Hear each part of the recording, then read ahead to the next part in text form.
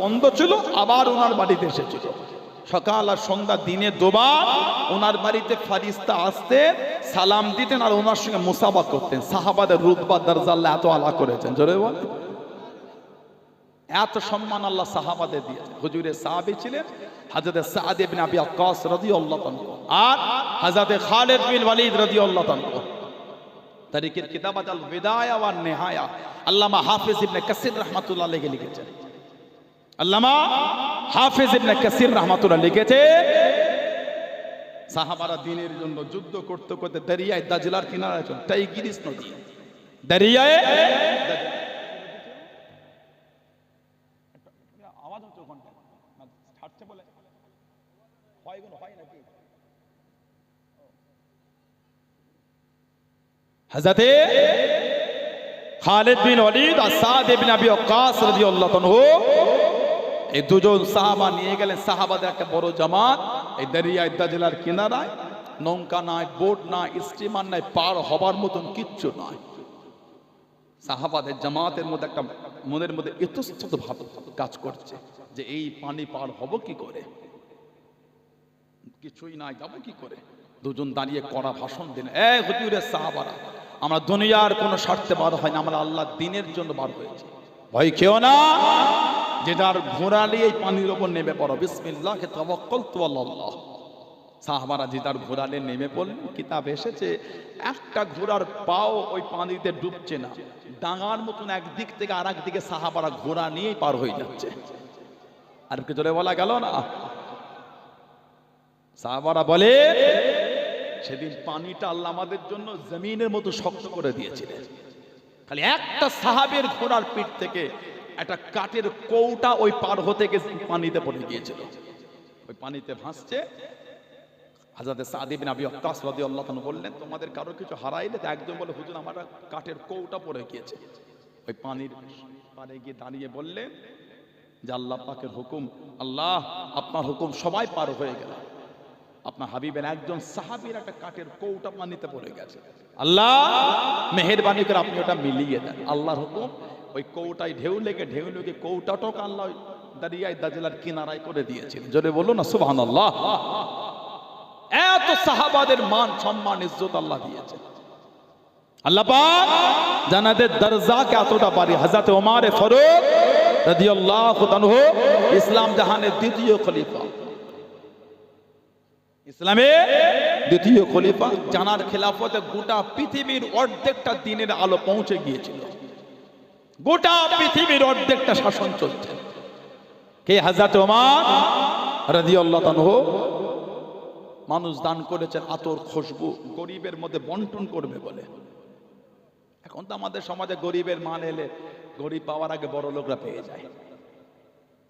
আমি কাউকে ব্যক্তিগতভাবে কিছু বলিনি, আপনি যে নিয়েছে এটা আয়নার সামনে দাঁড়িয়ে মুখটা দেখে মনকে প্রশ্ন করবেন, ঠিক করেছেন না ভুল করে। বাকি আমি বলতে পারবো না। কে কোন কালারে চলেন আমি জানি না, আমি কোনো আলোচনা করতে পছন্দ করি না। আমি রাস্তায় ভিন্ন রাস্তায় চলার চেষ্টা করি, তবে যেটা করছে অন্যায় করছেন।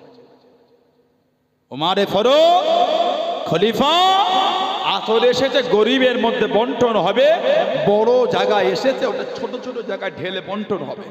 উনি ওনার বিবিকে বললেন, এই আব্দুল্লাহর আম্মা তুমি কি ব্যস্ত আছো? উনি বললেন না। মালিকাই আউয়াল, যে খলিফার স্ত্রী হয়, সে হলো 1 নম্বর মহিলা ওই দেশে, মালিকাই আউয়াল।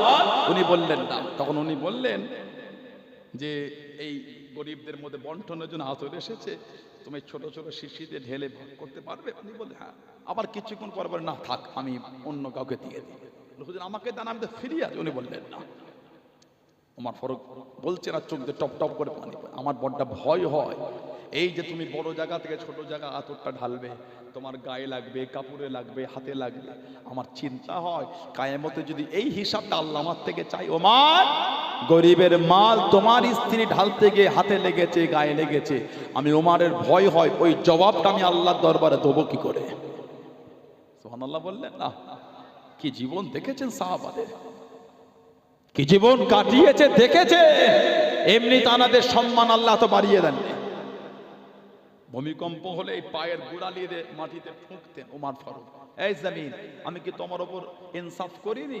আল্লাহর হুকুমে থামো, বলার সঙ্গে সঙ্গে ভূমিকম্পটা বন্ধ হয়ে যেত। যারা বলবেন সুবহানাল্লাহ, ইসলাম জাহানের দ্বিতীয় খলিফা।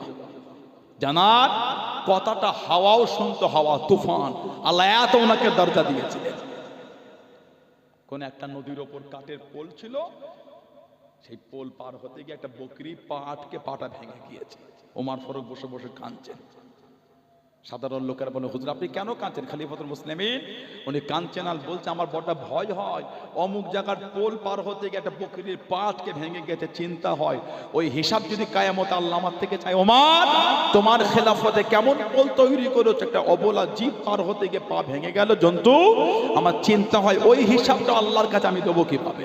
সুবহানাল্লাহ বলে। এমনি তার এত বড় হয়নি, তাদের অন্তরে খৌফে ইলাহি এতটা ছিল। আমাদের মনে আল্লাহর ভয় নাই, আমাদের মনে আল্লাহর ভয় নাই। হারাম খেলো কি যে মনেই হয় না। মুসলমানের ছেলেরা হারামটা এত খুশি মনে খাচ্ছে। কি রে, কিসের ফিস্টি রে? লটারিতে কত টাকা পেয়েছে জানিস? খাবা করে মুরগির বিরিয়ানি, সেই বেড়া চাপা থেকে রসগোল্লা, সে বিরাট ব্যাপার। ওই আজকে খাওয়াটা কঠিন। কি কিসের খাওয়া হলো? বলো লটারিতে 30 লাখ টাকা পেয়েছে রে খাবা, আমাদের 10,000 টাকা ফিস্টি করতে দিল। খুশি মনে খাচ্ছে না, কেঁদে কেঁদে খাচ্ছে। বলে হারামও কত খুশি দেখেছেন, কারণ অন্তরে ইমানের নূর নাই। অন্তরে ইমানের নূর নাই। অন্তরে ইমানের নূর থাকলে আমাদের এই হাল হতো না। ওর জন্য তো ইবাদত কবুল হচ্ছে না। মসজিদে এখন কিন্তু লোক ভালোই হচ্ছে, কিন্তু ইবাদত কবুল হচ্ছে না। কেন বলেন তো? চরিত্র ভালো হয় না। তো মুসল্লি বেড়েছে, চরিত্র বদলাইলে সেই শয়তানের রাস্তায়, হারামের রাস্তায় আমাদের জীবন চলতেই আছে। লা হাওলা ওয়ালা কুওয়াতা ইল্লা বিল্লাহ। আল্লাহ আমাদের বাড়ির যুবকগুলো, আল্লাহ এদের মনগুলো আল্লাহ ঘুরিয়ে দেন। লটারি থেকে, সুদ থেকে, হারাম থেকে, জুয়া থেকে, মদ থেকে আল্লাহ এদের মনটা ঘুরিয়ে দেন। বলেন আল্লাহুম্মা আমিন। জলে বলেন আল্লাহুম্মা আমিন। কি জীবন সাহাবারা কাটিয়েছে। হযরতে ওমর রাদিয়াল্লাহু তাআলা, আল্লাহ নবী সাহাবাদের মেওয়াজ করেন, ও যুবকেরা, ও আমার মুরব্বি বাপজানেরা, মায়েরা, বোনেরা, মুগিরা, আল্লাহ নবী সাহাবাদের জানিয়ে দেন, ও আমার সাহাবারা, আমি নবী সাল্লাল্লাহু আলাইহি ওয়াসাল্লাম গতকাল রাতে স্বপ্নের মধ্যে দেখতে পেলাম, খবের মধ্যে দেখতে পেলাম, বুখারী শরীফের মধ্যে পাওয়া যায়, মানাকিবে উমর ইবনুল খাত্তাব বলে বাবাতে, ওই বাবের মধ্যে হাদিস শরীফ কানা এসে আল্লাহ নবী জানিয়ে দেন সাল্লাল্লাহু আলাইহি ওয়াসাল্লাম, আমাকে স্বপ্নের মধ্যে একটা পাত্রতে দুধ দিয়া হলো, দুধের মধ্যে এত ফেনা, দুধের মধ্যে এত ফেনা, আমি নবী দুধটাকে পান করি, আমি নবী সাল্লাল্লাহু আলাইহি ওয়াসাল্লাম আমার মুখের দুদিক থেকে ফেনাটা বার হয়ে যায়, ফেনাটা বার হয়ে যায়। ও আমি নবী ওই দুধের পাত্রটা হযরতে ওমরকে দিয়ে দিলাম। সাহাবারা জিজ্ঞাসা করলেন, ইয়া রাসূলুল্লাহ, হাবিবাল্লাহ, আল্লাহ পাকের নবী সাল্লাল্লাহু আলাইহি ওয়াসাল্লাম হযরতে ওমরকে কি দিলেন? হযরতে ওমরকে কি দিলেন? আল্লাহ নবী জানিয়ে দেন, আমি নবী আমাকে ইলম দিলাম। আল ইলমা বা আল ইলমু, জনে বলুন সুবহান। কে? হযরতে ওমর কাবা শরীফে গিয়ে মাকাম ইব্রাহিম বলে জায়গাতে নামাজের হুকুমটাকে ছিল না, নামাজের বিধানটাকে ছিল না। আল্লাহ নবী রুকনে ইয়ামানি টপকালেন, হাজির আসওয়াদের আগের কোণ আল্লাহ নবী টপকালেন, হযরত ওমর টপকালেন, আল্লাহ নবী হাজির আসওয়াদের কোণ টপকালেন। কাছে যেতে হবে না, কাছে যাওয়া লাগবে না, যত দূর থেকে দেখতে পাবেন আঙুলটাকে বাড়িয়ে দিয়ে বিসমিল্লাহ আল্লাহু আকবার ওয়ালিল্লাহিল হামদ, বিসমিল্লাহ আল্লাহু আকবার ইশারা করে চুমা খাবেন, চুমা হয়ে যাবে। জনে বলুন সুবহান। আল্লাহ নবী মাকামে মুলতাজিম টপকালেন, কাবা শরীফের সোনার দরওয়াজা মাকামে মুলতাজিম টপকে গিয়ে মাকাম ইব্রাহিম টপকালেন। হযরতে ওমর দাঁড়িয়ে গেলেন, আল্লাহ নবী ডাক দিয়ে দেন, ও বাবা জওয়ান রাদিয়াল্লাহু তাআলা আনহু, আমি নবী আমার সাথে সাথে চলে আসেন, আমার সঙ্গে সঙ্গে আসেন। ইয়া রাসূলুল্লাহ, হাবিবাল্লাহ, হুজুর বিয়াদি মাফ করুন, মনটা কাঁদে, এই জায়গায় দাঁড়িয়ে দাঁড়িয়ে 2 রাকাত নামাজ পড়ো। আল্লাহ নবী সাল্লাল্লাহু আলাইহি ওয়াসাল্লাম হুজুর আমার জানিয়ে দেন, ও বাবা জওয়ান আল্লাহ পাকের হুকুম নাই, হুজুর আমার মনটা কানে, হুজুর আমার অন্তর মধ্যে চাই। আল্লাহ রাব্বুল আলামিন কোরআন শরীফের আয়াতটা নাযিল করে দেন, ওয়াত্তাখিযু মিন মাকাম ইব্রাহিম মুসাল্লা। জোরে বলুন সুবহান, আর একটু জোরে বলুন সুবহান। এই আয়াতে শানের নজুল যদি দেখেন, কেন আয়াত নাজিল হলো, ওলামা হাজরাতরা জানেন। শানে নজুল ওটা হলো ওমর ফারুক চেয়েছেন, আল্লাহ খুশি হয়ে আয়াত নাজিল করেছেন। চলে বলে আগে ওইখানে 2 রাকাত নামাজের হুকুম ছিল, ওমর ফারুকের আশাকে কবুল করে আল্লাহ দিয়ে দিয়েছেন। বলুন না সুবহানাল্লাহ। এই মাকাম ইব্রাহিমের পরেই কোনটাই গেলে কি আছে মানে হাতিম। যারা গিয়েছেন জিজ্ঞাসা করে, এখন আবার হজে নিয়ে যাওয়ার নিয়ে চিটিংবাজি চলছে। কথা বলছেন না কেন? অত লোভ হয়ে গেলে কেন? 50,000 হজে উমরায় যাব, অত কম জিনিস খুঁজতে হয় না, অত কম জিনিস খুঁজতে হয় না। ভালোবাসার জায়গা, পৃথিবীর শ্রেষ্ঠ জায়গায় যাবেন, অত পয়সা হেরফের করতে হচ্ছে কেন? 60 দেবো 70 দেবো, কাবা শরীফে যাবো, এটা আলহামদুলিল্লাহ। ঠিক না ভুল বলছি? ওই ঘন্টা অফার দিয়েছে 50-এ পাগল চচ করে দে, তবে 6 মাস আগে টাকাটা দিতে হবে। ওই দিয়েছে, উমরায় নিয়ে গেলে কি সুন্দর, পাসপোর্ট গুলো গায়েব হয়ে গেছে। ঠিক বলছি না ভুল বলছি? এত নোংরার মধ্যে মানুষ নেমে গেছে, কাবা শরীফকে নিয়ে চিটিংবাজি করছে এখন। হারে হারে বুঝবে। আমি 2023 সালে হজে গিয়েছি, আল্লাহ নিয়ে গিয়েছেন। আল্লাহ সকলকে যাওয়ার তৌফিক দেবেন, আল্লাহুম্মা আমিন। উমরা 6-8 বার আল্লাহ করিয়েছে, আলহামদুলিল্লাহ। আল্লাহ সকলকে যাওয়ার তৌফিক দেবেন, আল্লাহুম্মা আমিন। যে দেখেছি ওই হাজিদের ওই কুরবানি হজে কুরবানির টাকা নিয়ে অনেকে চিটিংবাজি করে। হারাম খেয়ে খেয়ে এত জিভ লম্বা হয়ে গেছে, কাবা শরীফে গিয়েও হারাম খাওয়ার জন্য জিভ থেকে লাল পড়ছে। কথা বলছেন না কেন? তোমাদের আখিরাতটা কিন্তু খুব কঠিন, মনে রেখো, অত সহজ হয় না। নামাজ পড়লেই কবুল, কে বললো আপনাকে? নামাজ পড়লে কবুল হলে কোরআন শরীফের আয়াত আল্লাহ পাক ওটা দিতেন, ফাওয়াইলুল লিল মুসাল্লিন, দুর্ভাগ্য ওই সমস্ত নামাজীদের, আল্লাযীনা হুম আন সালাতিহিম সাহুন, যারা নিজেদের নামাজ সম্পর্কে বেখবর, যারা নিজেদের নামাজ সম্পর্কে বেখবর। যদি পড়লেই কবুল হতো এই আয়াত নাজিল হতো না। তার মানে পড়লে কবুল নয়, পড়ার মতন পড়লে কবুল। আল্লাহ আমাদের সকলকে ইবাদত কবুল হবার মতন ইবাদত করার তৌফিক দেন, আল্লাহুম্মা আমিন। কাবা শরীফের মেহমানদের থেকে টাকা তুলছে, টাকা উমরায় নিয়ে যাবো, উমরায় নিয়ে যাবো, সব জায়গায় 70 করে নিচ্ছে, আমি তো আমাদের 50 করে নিয়ে যাবো। আর আমাদের বাড়ির লোকগুলিও সব ঢ্যাঁড়স হয়েছে। আপনার সাধারণ কমন সেন্স নাই। ভিসা এখন করেছে 12 থেকে 14,000 টাকা ভিসা নেবে খালি। সৌদি আরব যে ভিসা আগে এত টাকা নিত না, এখন ভিসা করেছে তারও 14,000। 3 মাস না 9 মাস থাকবে, 3 বার এন্ট্রি, মানে 3 বার সম্ভবত 3 মাস কি 9 মাস যাই হবে, 3 এন্ট্রি, সিঙ্গেল এন্ট্রি ভিসা আছে। আর টিকিট সেটা কম বেশি এখন প্রায় 40, 42, 45, আগে 33, 32-এ পাওয়া যায়। লকডাউনের পরে ফ্লাইট ফেয়ারটা অনেক বাড়িয়ে দিয়েছে। আগে 32, 33 হতো, খুব নিচই যদি নামে 38, 40-এ হয়। তার হিসাব করে আমি ধরলাম 38, আরো দিকে ভাবে কত হলো, 50 এখানে হয়ে গেল। খাওয়া দাওয়া আছে, ঘর ভাড়া আছে, কে দেবে গুলো? ওই লোকটার সাথে কিসের রক্তের সম্পর্ক আপনার?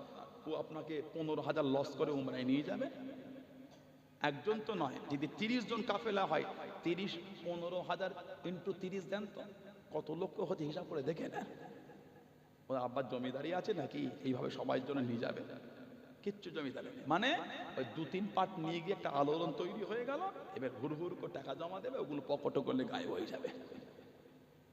একটা হাজিদের টিকিটের স্ক্যাম হয়ে, মানে চিটিংবাজি স্ক্যাম করেছে কম বেশি প্রায় 5 থেকে 6 কোটি টাকা। দুবাই গিয়ে বসে আছে, 6 কোটি টাকা হাজিদের ফ্লাইটের টিকিটের টাকা ছেড়ে দুবাইকে বসে আছে। এগুলো বলার নয়, মিডিয়া হয়তো 5 জন শুনবে লজ্জা লাগে, এগুলো ওপরে থুতে ফেললে গায়ে না বললো তো নয়, লোকগুলো সচেতন হবে কি করে? এগুলো বলার নয়, মিডিয়া হয় 5 জন দেখে লজ্জা লাগে বলে, কিন্তু না বললো তো নয়, ওপরে থুতু ফেললে গায়ে পড়ছে, কিন্তু পড়লো অন্য সময় কিন্তু বলতে হয়। ঠিক বলছে না ভুল বলছে না? সাধারণ লোক সচেতন হবে না তো, যাত্রার পাল্লায় পড়ে যাবেন না। আল্লাহ পাক আমাদেরকে সব জালেমদের হাত থেকে আল্লাহ আমাদের হেফাজত করে, বলুন আল্লাহুম্মা আমিন।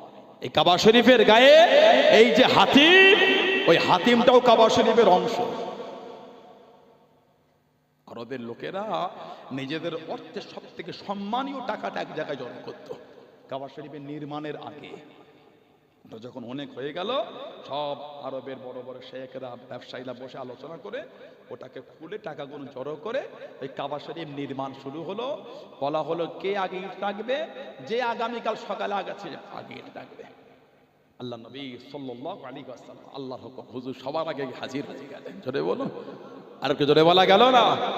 মানে হুজুর সময় যখন আবার কাবা শরীফ নির্মাণ হয়েছিল, হুজুর ইট রাখলেন, কাবা শরীফ নির্মাণ শুরু হলো।